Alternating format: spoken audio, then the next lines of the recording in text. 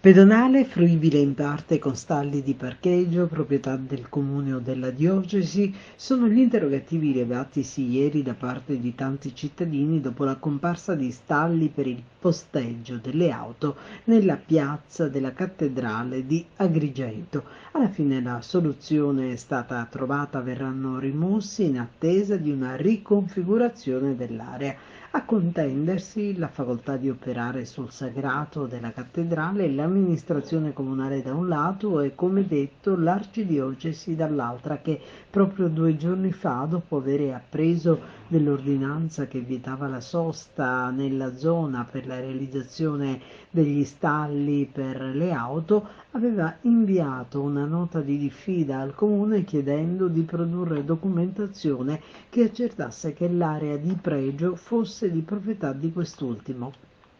Nel frattempo le strisce bianche sono state comunque realizzate, brutte e deturpanti e subito saltate all'attenzione dei cittadini e dei social, che sul tema si sono sbizzarriti con commenti da una parte più veri, dall'altra e più fantasiosi. La situazione ha dunque imposto una ridiscussione del fatto e subito, nel pomeriggio di ieri, è pervenuta una nota dell'amministrazione comunale che così recita: in merito all'installazione della segnaletica stradale orizzontale indicante stalli di sosta per autovettura collocati questa mattina davanti l'area del sagrato della cattedrale, proficuo incontro nelle prime ore del pomeriggio presso la sede della soprintendenza a Villa Genuardi, al quale hanno partecipato il soprintendente Rinaldi, il dottor Carmelo Cantona per il comune di Agrigento e don Giuseppe Pontillo per